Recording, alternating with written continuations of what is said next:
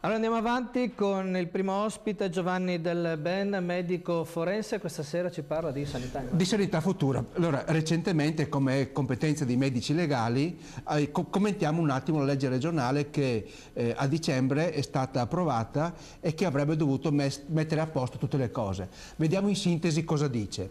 Per l'area di Trieste e di Gorizia fa un'unica azienda sanitaria territoriale con dentro gli ospedali di Monfalcone e di Gorizia, poi il grande ospedale universitario di Catinara e il Burlo Garofalo di Trieste.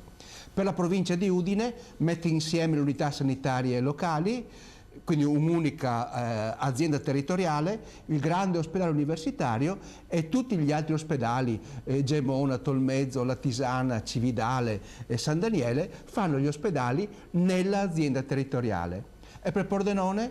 Per Pordenone c'è un'unica azienda territoriale, senza ospedali. L'ospedale di Pordenone, senza che San Vito, Spilimbergo, Maniago e Sacile siano citati, e poi il centro di riferimento oncologico. Evidentemente, se l'obiettivo era quello di mettere insieme in modo omogeneo la sanità regionale, abbiamo visto che ci sono tre realtà diverse, comunque Pordenone molto diverse dagli altri. Però questa legge regionale aveva anche dichiarato una propria finalità, e l'articolo 2, che adesso ci fanno vedere, dice tante cose, e in evidenza sono alcune parole come prevenzione, percorsi diagnostico terapeutici assistenziali, omogeneità, sostenibilità economica.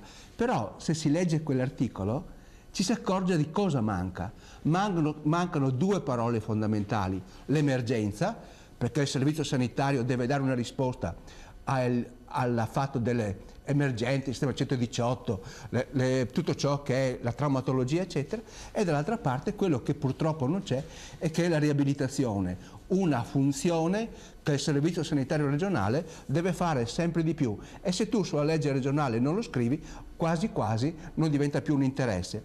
Allora chi ha approvato quella legge potrà dire: ma non siete mai contenti? E poi i medici legali sono anche cavillosi. Sì, quelli di Pordenone ancora di più, ma sono anche ottimisti. C'è tutto il tempo per migliorarla prima che entri in vigore. Auguri. Grazie quindi a Giovanni Del Ben.